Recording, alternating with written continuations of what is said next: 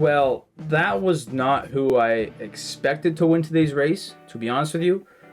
But he won it in a way that I thought today's race was going to be won anyways. So the Italian Grand Prix just wrapped up, and now it's time for me to share my thoughts with you. So we're just going to start with Max Verstappen winning this race. It's his first race win since Imola earlier this year. That's quite a long time for Max Verstappen, considering how it's gone for him over the last few years. And after a few laps, he just kind of checked out of this race. It wasn't super pretty. Obviously, he had that bit of a battle with Lando Norris in the first couple of laps, giving up that first place position due to him gaining an advantage by going off the track. But he took that right back, and he was just gone. One of McLaren's advantages is having the tire dag to their advantage. And with the new surface at Monza and everything, that just didn't work out. So to be honest with you, when I saw Lando drop back a bit, I thought that's what he was doing, and that's what he could have been doing, but the degradation just didn't work how it has at other tracks. And I mean, winning by almost 20 seconds, this just looked like a classic Max race, almost like it was like 2023 or something all over again. And to me, it was kind of shocking. I was kind of expecting the McLarens to come out and absolutely dominate this thing, and I think like many people were expecting as well. But what Red Bull did this weekend was just build an absolute perfect car, perfect setup. You had a perfect driver in the vehicle, and that's what led to their victory. Now, going back to McLaren, I think they will say they had a good weekend. They got second, they got third. I think they'd be pretty happy with that. But where it went wrong for McLaren was in the final laps and their drama. Now, McLaren ran the medium tire for much longer than anyone else in this race, and they tried to go for a medium soft strategy when everyone else did medium hard.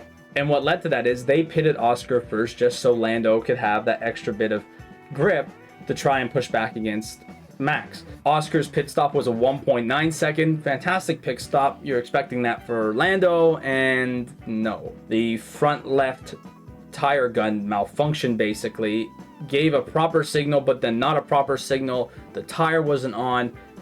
The pit stop was basically 5 seconds, and that made the situation very difficult for McLaren. So as Lando came out, Oscar passed him, even though Lando had a almost 5 second gap to Oscar before the pit stop, which is just insane, you know, judging by when they were going to come out, and that cost them. And what immediately popped into everyone's head was, is this another Hungary situation? And it basically was. But they've learned from that. And when they asked Oscar to move out of the way, he simply said, sure, no problem, I don't want to cause trouble.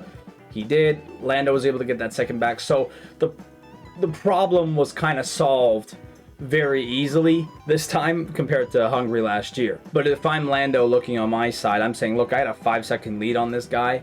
My pit stop costed that, and we could have been in big trouble. Now, for the rest of the race, Lando and Oscar didn't really have a battle. Oscar wasn't really in DRS range. So the situation, the drama just kind of died pretty quickly. But the situation could have been really bad for McLaren out the jump. I mean, they could have crashed. Oscar could have crashed. Lando could have crashed. And the team does not want that. And it would have been horrible for the papaya. But other than that, I mean, obviously there are some incidents here or there, time penalties for certain people.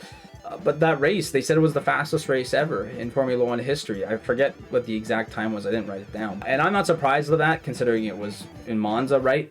But it was pretty fast. I think there was like over an hour and like 13 minutes or so, so very quick. So there wasn't many other things that happened besides, like I said, incidents or time penalties. But just some other thoughts that I kind of wrote down that was mentioned was, for one, McLaren can win the Constructors' Championship with a 1-2 finish in Azerbaijan in 2 weeks. And I don't think anyone should be shocked about that. I think that's pretty straightforward and clear about how McLaren's done this year. And if they just get a 1-2, they'll basically get it, or they'll go to Singapore and they'll have a much easier time than that. Now, another thing that was kind of spoken about as I was watching the race was tires. Now, Pirelli brought a much harder compounded tire compared to what they could have. Some of the racers were saying, we have that C6 tire, so why don't we use it? Today's race, I think, would have benefited from a 2-stop. Now, yes, you're going to have races that will be 1-stop or 2-stop, and drivers could possibly go for a 1-stop or a 2-stop in almost any race. But especially with a race like Monza, when it's such a quick race, and considering today how big the gaps got after a few laps, I think a 2-stopper would have helped out this race a lot. with where drivers were positioned, tire strategies, and how broad they could be. Maybe Pirelli might look at this and say, okay, maybe we could change it up for next year. Anyways, guys, that's going to be it from today's video. I know I didn't talk about a whole lot in this race.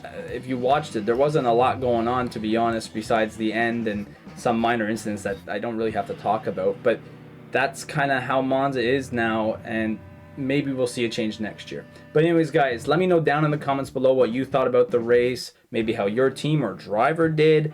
Let me know what you thought about their race. And remember, please like and subscribe to the channel, and also click the bell to get notified of when I post next. Anyways, guys, I'll see you at the next race. Peace.